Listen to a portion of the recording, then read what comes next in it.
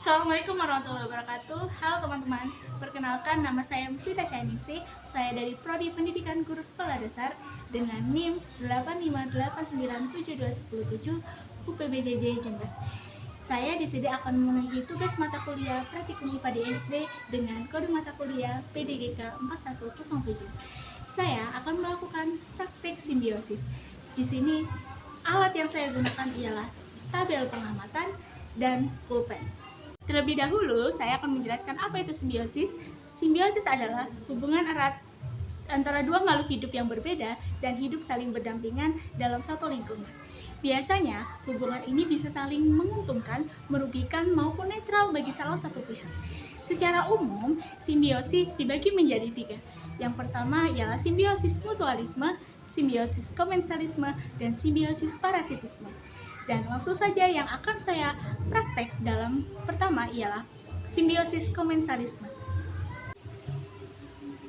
Simbiosis komensalisme pada bunga anggrek dan pohon.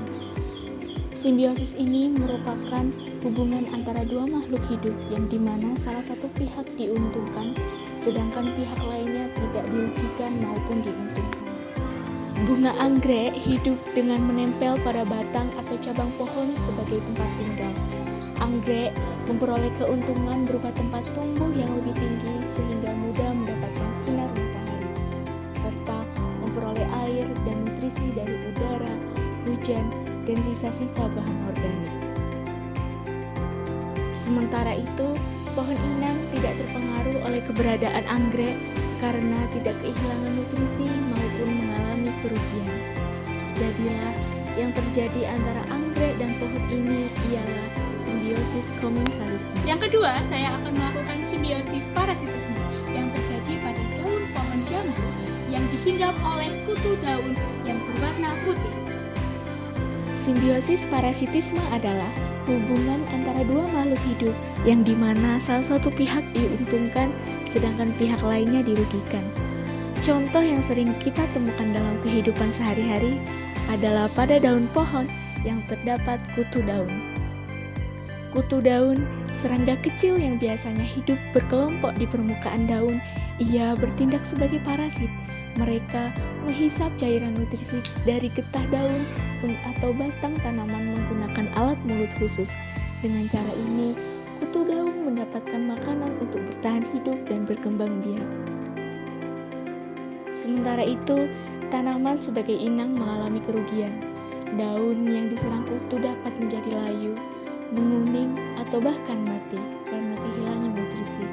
Selain itu, serangan kutu daun dalam jumlah banyak dapat menghambat pertumbuhan tanaman secara keseluruhan. Yang ketiga ialah simbiosis mutualisme yang terjadi pada cacing dan tumbuhan. Simbiosis ini adalah hubungan saling menguntungkan antara kedua makhluk hidup. Cacing tanah membantu menggemburkan tanah dengan cara membuat lubang-lubang sehingga udara dan air mudah masuk. Selain itu, cacing juga menguraikan sisa-sisa makhluk hidup menjadi nutrisi yang menyuburkan tanah. Hal ini sangat membantu pertumbuhan-tumbuhan seperti pohon. Sebaliknya, tumbuhan menyediakan sisa-sisa daun dan bahan organik yang menjadi makanan cacing. Dengan demikian, cacing dan tumbuhan sama-sama mendapatkan keuntungan dari hubungan tersebut. Jadi, hubungan antara pada cacing dan tumbuhan ini disebut simbiosis mutualisme.